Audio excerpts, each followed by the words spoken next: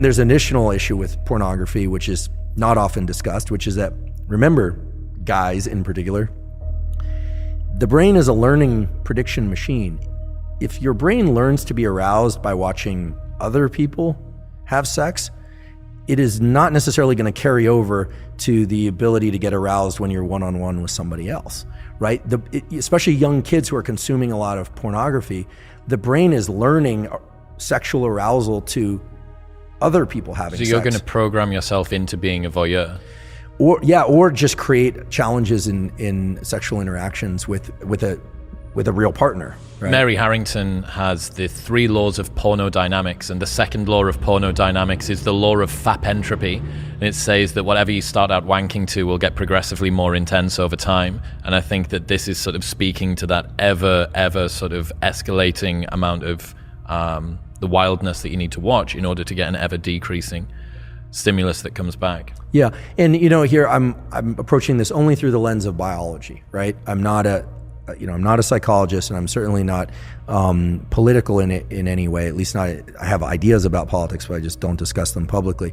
But the idea here is that I'm not saying pornography as a stimulus is bad or good. What I'm saying is it, in its availability and its extreme forms, it's a very potent stimulus, and very potent stimuli of any kind, extremely palatable food, extreme pornography, extreme experiences like bungee cord jumping, those set a threshold for dopamine release, that the higher the dopamine peak, the bigger the drop afterwards. And it's not that you drop to baseline, you drop below baseline.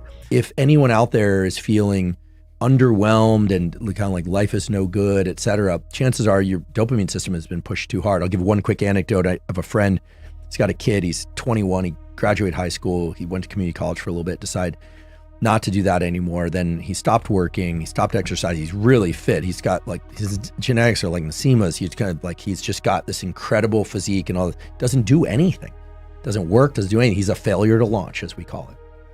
And they were analyzing, does he have ADHD? Does he this? And he heard Anna talk about dopamine depletion. And he called me and he said, I'm going to do 1 month, no video games, no phone, no nothing. He's 25 days in and he's running again. He's lifting again. He's heading back to work again. And this was somebody who thought he had ADHD. Now there are people with ADHD out there, but what happened was he was dopamine depleted. So he couldn't concentrate. He didn't care about anything. I think, pornography is a serious issue. And because of the way that it taps into these very primitive systems, it's as serious in my mind as some of the other drugs of abuse, like the opioid crisis. And talked about cell phones. You ever notice that when you get on a phone and you're scrolling Instagram, it's like a lot of fun. Like this stuff is cool. You're seeing people. And then sometimes you're on there and like, this doesn't feel good, but I'm doing it anyway. Yeah. I'm just doing it. That's exactly how people talk about their drug use. That's exactly how people talk about alcohol use. That's exactly how people talk about gambling. You imagine this high, but the high doesn't show up, and that's you're dopamine depleted. You need to take some time away from it and then come back, and then you can enjoy it again. Now, with pornography, it's a slippery slope, right? There's also a whole aspect of pornography, which is that if people are pursuing pornography and they're not pursuing relationships, there is the potential that they reach their 20s and 30s and they are truly dysfunctional in terms of, look, every species has 2 major goals: protect the young and make more of itself. Mm-hmm. Whether or not you decide to have children or not is a personal issue. I personally don't have children. I may someday, but every species protects its young. The maternal aggression is amazing, right? A mother protecting its young, there's nothing like it in the animal kingdom. Actually, that's not triggered by testosterone, that's triggered by estrogen, which is interesting. But the parents of every species try and protect the young, and they try and make more young. This is every species is driven to do that. Mm-hmm. And you think about what porn and masturbation, these things really are.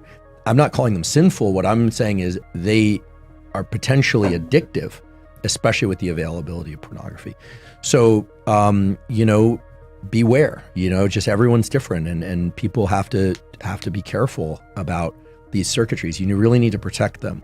They are super valuable. And so I would say, in keeping with our theme of, what are the other things to do to support testosterone, would be, don't engage. I would avoid pornography frankly. Know any of this? Is there a difference between video versus, old school way of like having magazines and things like that? Well, it's because it's like more fantasy, and maybe, I don't know, maybe you thinking it through about this thing is different than you just watching. Or even Yeah. remembering past experiences. Yeah, so we can speculate there a bit. A picture is worth 1,000 words and a movie is worth 1 billion pictures.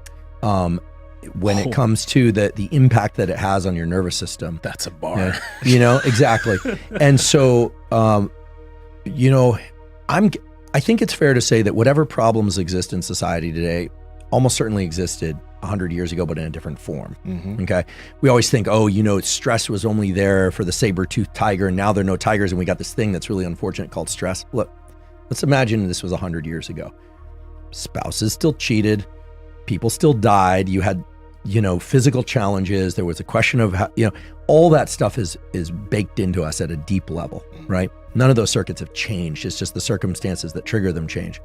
So I think that 100 years ago, it wasn't cell phones. But you can bet that there were forms of pornography. They were probably more cloistered away. They weren't, as out there. In certain parts of the world, it's still very, very cloistered away, despite the internet. So I think that what's healthy in this domain has never really been defined. This is one of the challenges. We know what an eating disorder is, but what's healthy eating, right? Mm-hmm. Where do you draw the line? I think given this general theme that relationships are healthy, friendships are healthy, romantic relationships are healthy, and anything that inhibits the pursuit and functioning of healthy relationships is where you have to start saying, wait a second, is this behavior getting in the way? If you want to continue to enjoy things and pursue things, you have to know when to slam the gate shut.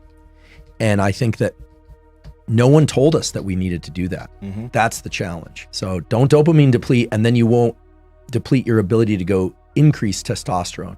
So competition, effort, short intense workouts, short-ish intense workouts, sleep, and then you do have to nourish. The body is informing the mind whether or not there's abundance. And the brain and the body like to coordinate all the good stuff that testosterone does, like the desire to mate, the desire to work, when there's abundance. When you're depleted, it's like bank account is drained and your body and brain are smart. It's saying you cannot go spend because you don't have any savings.